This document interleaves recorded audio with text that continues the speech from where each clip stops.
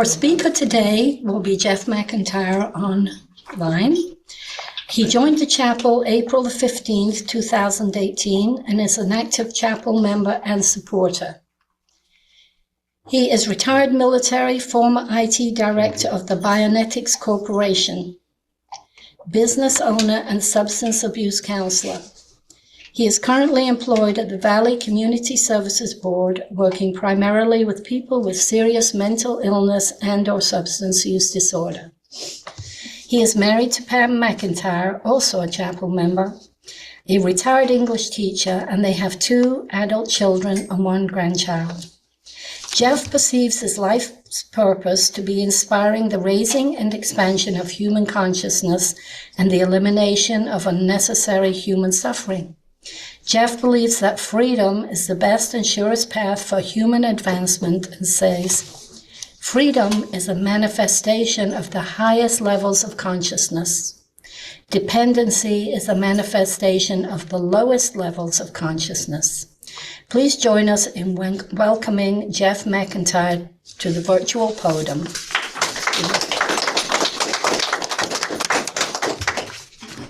Good morning, everyone. Good morning. All right. Today I'm going to call this teaching the journey within. And you'll see why in a moment. This is mostly based on my experience of looking within myself.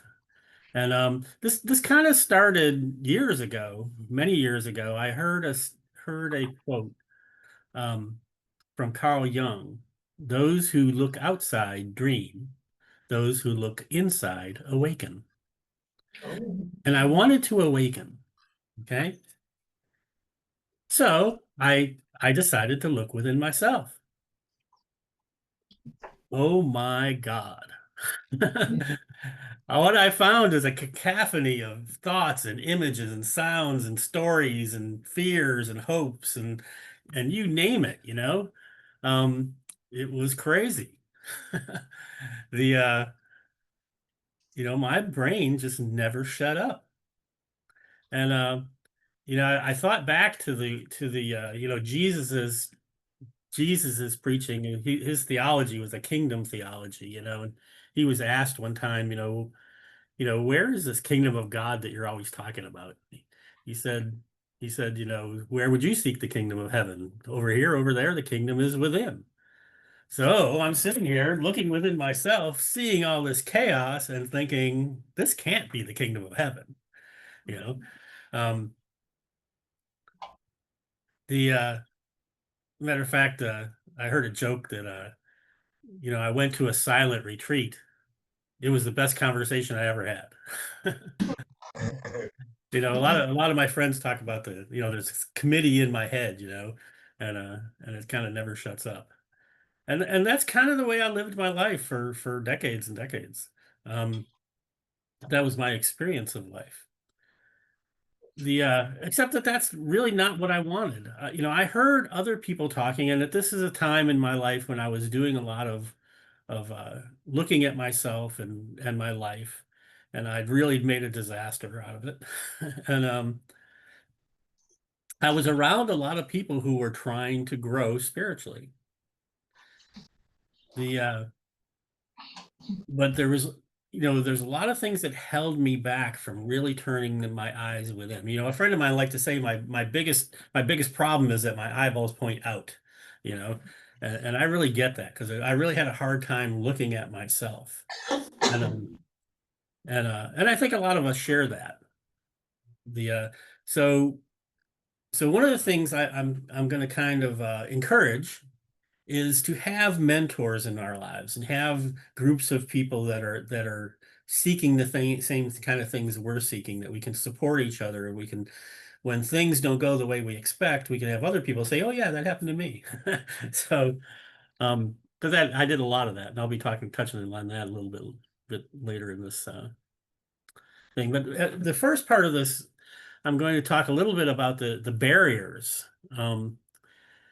because I really was scared of looking at a lot of this stuff. at my imperfections and flaws and failures and embarrassing events, I wanted to hide those things. I wanted to hide them from you, but I also wanted to hide them from myself. Um, and many, many other things. It's actually kind of amazing how many fears we have. Uh,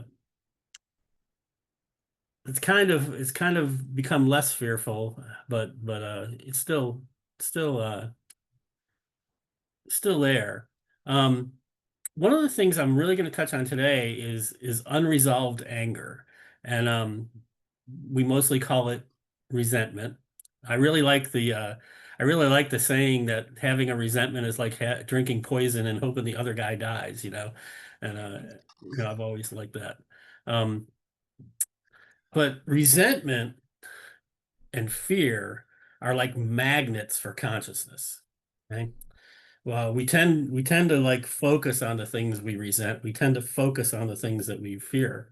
Um, and if we want to truly discover sort of what's behind the veil, we have to deal with that unexpressed. It's not unexpressed anger. I want to be clear about this, actually. It's unresolved anger. I expressed a lot of anger when I was young. Matter of fact, I was pretty much angry all the time, and I was sarcastic and belligerent and got in fights and all kinds of other stuff. Um, And that never resolved any of the anger that I had. Actually, in a lot of ways, it made it worse. So this is not, maybe expressing anger has a cathartic value, but it doesn't resolve that anger. And there is a process, and I recommend this process simply of writing down what you're angry or resentful about. Share it with a trusted advisor. Okay.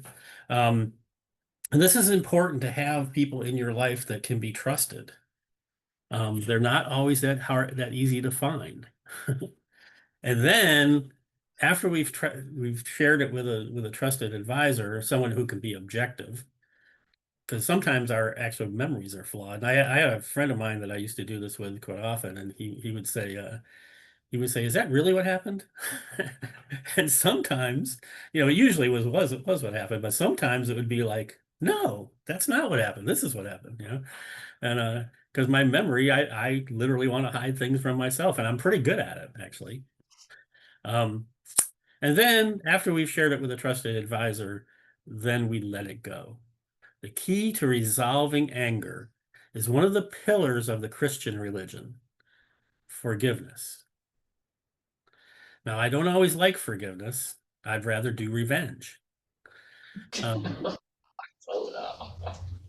but but if I want to be free of the anger, and by the way, when I have tried to follow my path to revenge, it always leaves me feeling full of guilt and shame and all that stuff.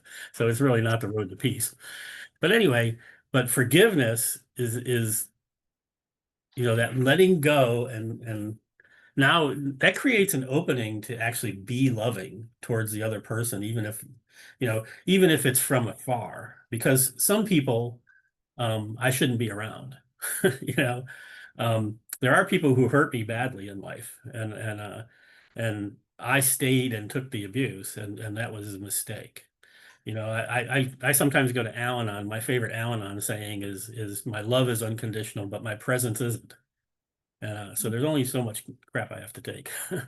So I can move on down the road when things become too intense. Now, a lot of times we don't want to face the things that, the resentments and things that we've done that are bad or whatever. But there's something else that we also like to hide. I like to hide the fact that I care.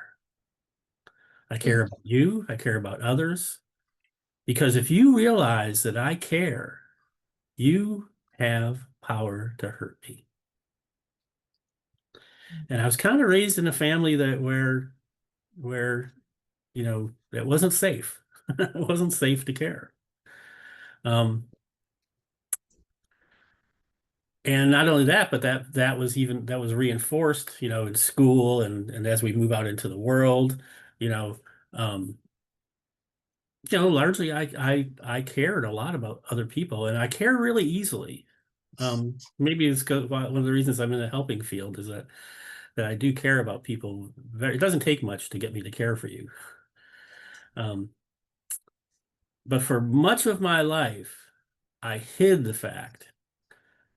And when you do that, there's suffering that's created by that. There's suffering because you're losing that loving relationship, that connection that you could have. I've learned in recent decades um, that I can care whether the other person cares or not, and it's still, it's still a value to me. Um, so to learn to express that my caring, loving, compassionate view of other people is important to me going forward in this internal, um, because the suffering caused by my caring but not being able to show it will create a barrier to experiencing the inner reality of my own consciousness. So I'm going to talk a little bit now about, that's all I'm going to talk about as far as overcoming the barriers. Um, the well, almost everyone who has meditated, and pretty much everybody in the Metaphysical Chapel meditates to one degree or another. But pretty much everyone who's meditated has experienced the difficulty in quieting our minds. Um, and the tools that we use, first there's this kind of self-discovery that I was just talking about of writing things down, sharing it with a trusted advisor, and then letting it go.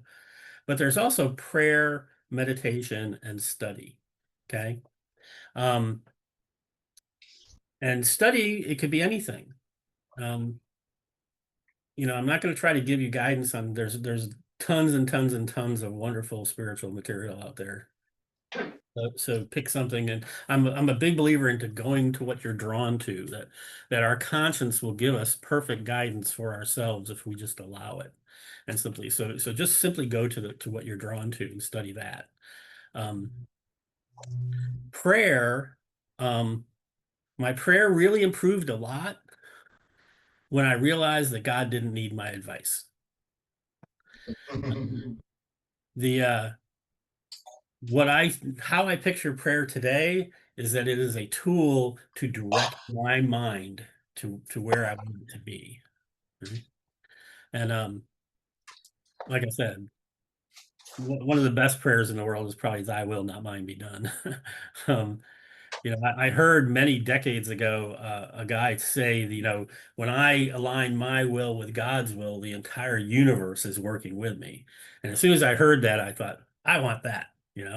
Um, and so most of my prayer is in the direction of becoming more in tune to who and what I truly am, and I'll get to that in a second, is that who and what I truly am is in unity with God anyway. So I don't have to really worry about that his will or not. So I guess our goal is to become quiet enough to become conscious. Like I said, we use prayer, meditation, and study. I'm not going to talk about any meditation techniques in this teaching. Pretty much everyone in this this chapel knows probably more than one meditation technique. Once again, I would go to what you're drawn to and then practice. Because if I want to be good at tennis, I practice playing tennis. If I want to get good at meditation, I practice meditation. Um, So you proceed with that. And if you're diligent in these things will begin to change. When I first looked inside my mind and became aware of the chaotic contents, there was never a quiet moment in my mind. Okay. After practicing for a while, and it wasn't very long, actually, just a few months, um, I started getting these glimpses. Okay. And at first, it was just glimpses of quiet spaces in my mind. I actually was with a friend of mine who was one of my mentors at the time, and it was like said to myself, there's something going on here.